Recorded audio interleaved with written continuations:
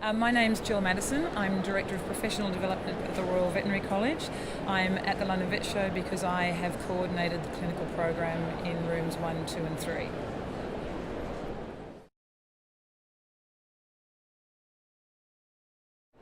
Well, I think teaching is something that you probably come into not specifically in the vet field, although you may wish to have an academic career, but most people find themselves teaching because they've wanted to work at a university, they have wanted to either do academic clinical work, they've wanted to do a PhD, and then what comes along with that is actually lecturing to students and becoming somewhat of an expert in teaching, perhaps not, and some people really enjoy it and then they expand their career in that way. Other people, it remains as the teaching is something that they have to do, but their real passion is either the clinical work or the research.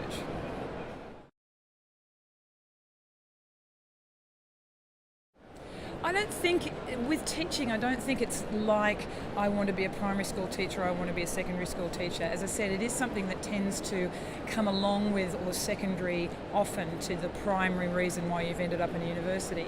But of course teaching can also be continuing professional development, and so there are quite a lot of vets who are in clinical work and really enjoy teaching veterinarians, and that's part of their sort of teaching profile. How you get there and what you do is really, there's a number of routes to it. There's nothing specific training that's given necessarily. There's now some great, however, postgraduate courses that can be done to really enhancing teaching skills. There's much more around than there used to be.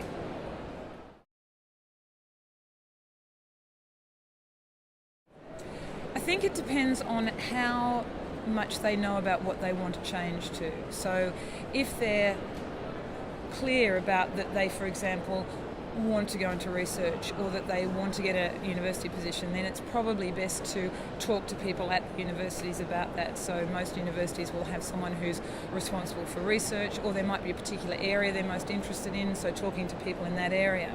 If, on the other hand, they're going, you know what, I don't know what I want to do, I'm just not really sure that practice is suiting me, or I want to see what other alternatives are, then I think probably the BBA careers advice is a really good way to go. They've got career advice options. It's not like school where there's sort of careers officers sitting in offices even when you're as an undergraduate. So it's more helpful if you've got some idea which way you want to go, and then talking to people in that area to get some advice about what the different options are.